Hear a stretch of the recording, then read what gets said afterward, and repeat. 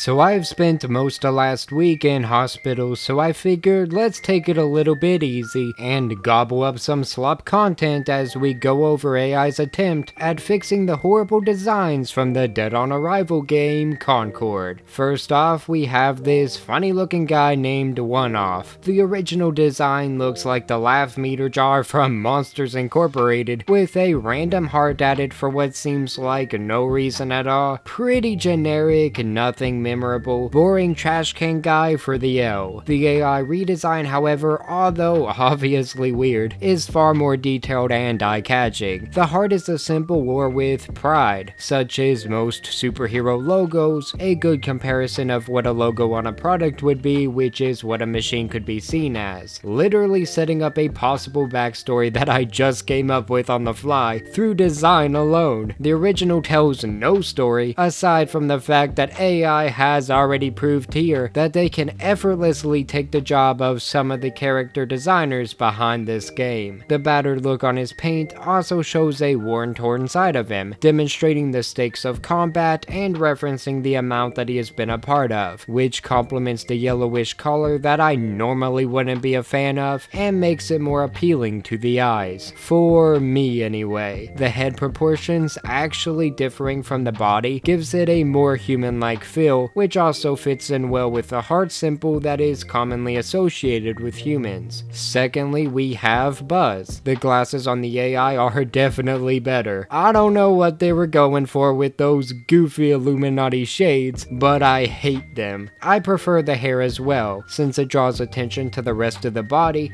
instead of overshadowing it, with the strands pointing towards the body in a way that I prefer over the bigger head of hair of the original. Just personal preference on this one, of course. I think I prefer the sleeker, more armor design of the AI for an action-oriented game, but the outfit for the original does fit the aesthetic of the character more, I do believe. Neither are necessarily memorable, but the AI at least feels like she is prepared for battle. That zipper and collar really need to go though, that's for sure. Not much to say about Doll, they both are pretty generic.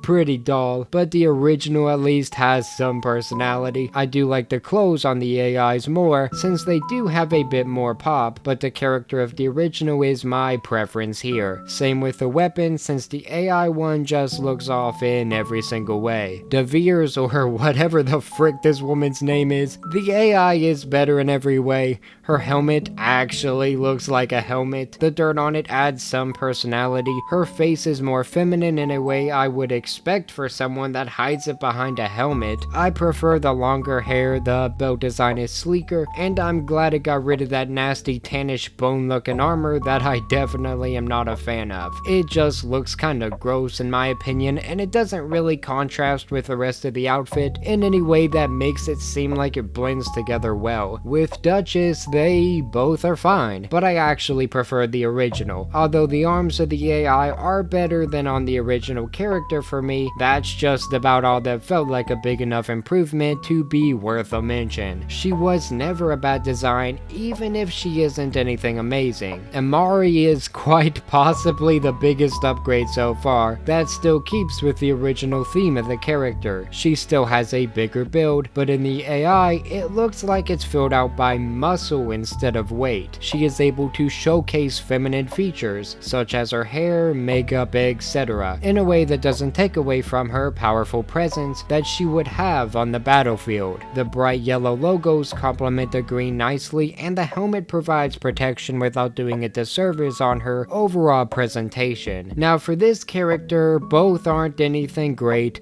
but the AI is a totally different character. The original's outfit is too bland and muted, with the beads kinda just there looking messy and not well put together. She also just looks emotionless, which I also don't like. Maybe if the original took the color scheme and the brightness of the AI, as well as the belt, it would definitely help brighten her up a bit. A smile goes a long way as well in terms of making a character seem likable on first impressions. She needs something on her chest as well, which could obviously and easily be breasts, but if not, then something that complements her class. Not knowing what it is though makes it hard to say for sure. With IDS, is this, what?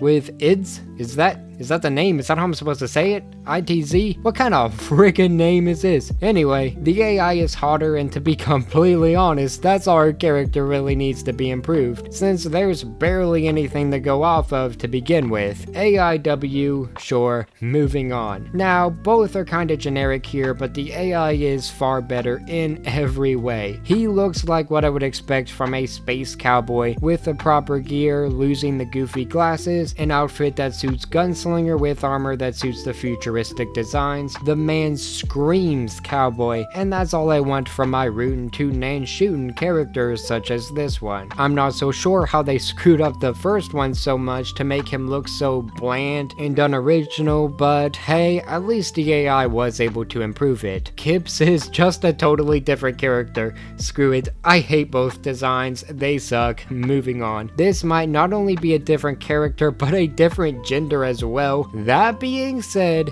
the second one is far more memorable and looks more frightening to come toe to toe with on the battlefield. Not having the bony looking arm plates on the AI is a missed opportunity though, as well as having both arms be different. I feel like it misses out on possible lore building that the original character could bring to the table design wise alone. Lennox is a totally different guy. I prefer the original even if it's also a little bit generic. Next, Roka, the second one, is far more sexualized in a way that hurts the design, since there's no reason to have that helmet or that armor if the rest of your body is exposed. The AI helmet is far better though, and if the armor covered the whole body, it would take the win for sure, but since it doesn't and seems really impractical and kinda silly, the original actually is the one I would prefer if I had to choose between one of these. I just wish the original had the AI's helmet. This is two different characters again. Blue Kratos is an L for me. Feels lazy and uninspired, like he belongs in a different game. The original isn't great either, but he looks like a side character you'd see in a Star Wars Cantina, and if he had a better color palette and clothing choice, he would be one of the better designs among the lot. Teo,